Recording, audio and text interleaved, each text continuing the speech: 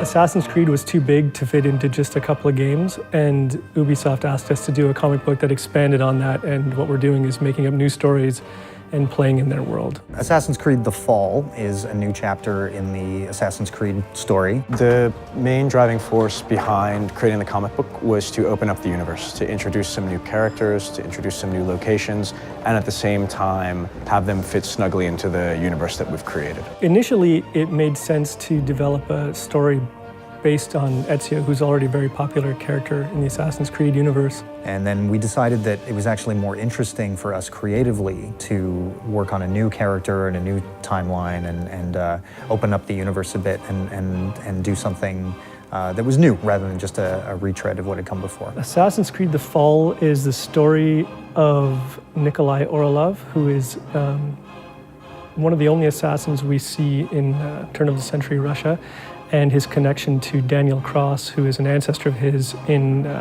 the late 1990s. Like in the video games, it's set in two different time periods. We've got a modern storyline and the historical storyline. It's a story about how men make choices and deal with family.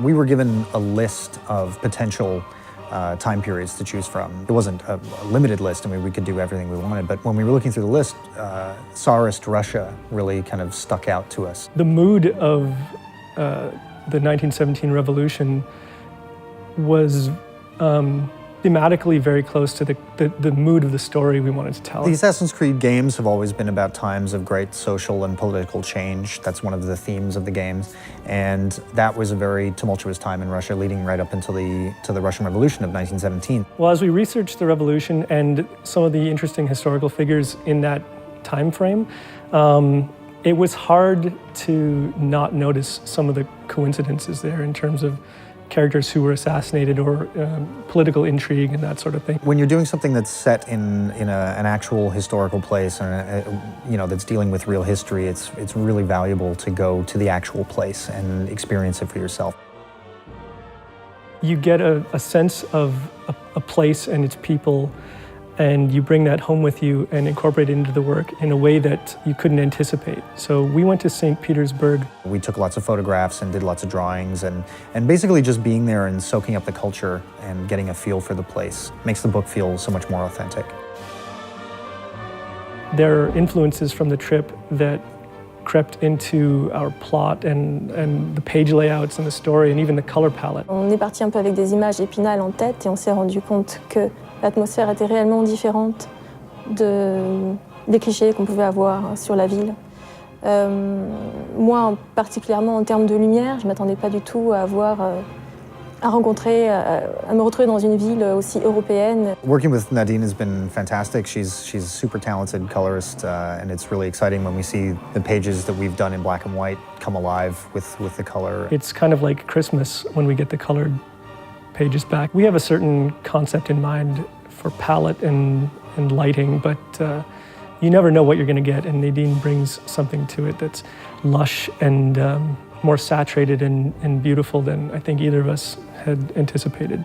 We're working on this comic in a way that's very different from how comics are usually done with two artists. Usually there's more of a clear breakdown between one who does layouts and one who does finishes or pencils and inks. It's not a process that I've ever seen done before in quite this way because we're working on the pages concurrently. I mean, the finished page isn't really complete until the end of the production because we're passing them back and forth and we're redrawing and drawing.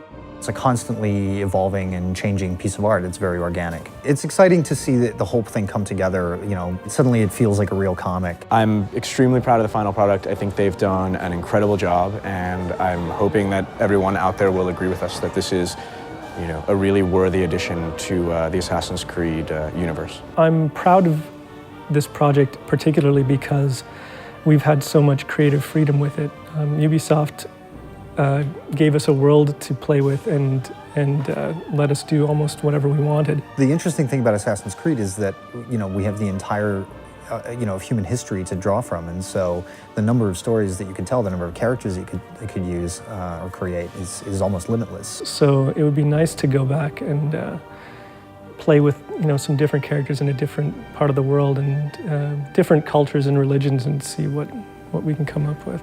I don't know what the future holds, but I'm hoping that the next steps involve more collaborations with them, and in a perfect world, we might even have a chance to make a game that's set in the Russian time period that they've been working. That would be really cool.